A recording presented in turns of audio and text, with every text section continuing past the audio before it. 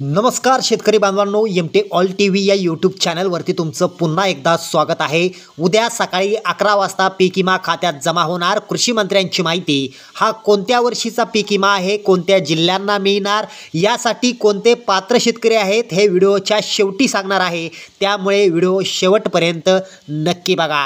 राज्यातील विविध जिल्ह्यातील सुमारे 35,08,000 शेतकऱ्यांसाठी ही मोठी व आनंदाची बातमी आहे।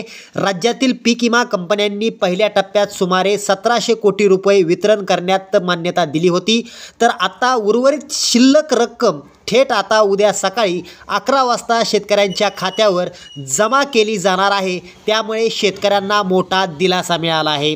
नाशिक जिल्हा पात्र शेतकरी संख्या 3,50,000, जळगाव जिल्हा पात्र शेतकरी संख्या 16,921, अहिल्यानगर पात्र शेतकरी संख्या 2,31,000, सोलापूर जिल्हा पात्र शेतकरी संख्या 1,05,34, सातारा जिल्हा पात्र शेतकरी संख्या 40,000, सांगली जिल्हा पात्र शेतकरी संख्या 98,072, बीड जिल्हा पात्र शेतकरी संख्या 7,74,000, बुलढाणा जिल्हा पात्र शेतकरी संख्या 36,000, तर धाराशिव जिल्हा पात्र शेतकरी संख्या 4,12,000, अकोला जिल्हा पात्र शेतकरी संख्या 1,53,000, कोल्हापूर जिल्हा पात्र शेतकरी संख्या 228, जालना जिल्हा पात्र शेतकरी संख्या 3,00,000, अमरावती जिल्हा पात्र शेतकरी संख्या 10,232, नागपूर जिल्हा पात्र शेतकरी संख्या 63,432, लातूर जिल्हा पात्र शेतकरी संख्या 2,31,000, परभणी जिल्हा पात्र शेतकरी संख्या 4,72,000। तर मित्रांनो, हा पीक विमा आहे 2023 खरीपचा। उर्वरित शिल्लक रकमेपैकी याचं वाटप सुरू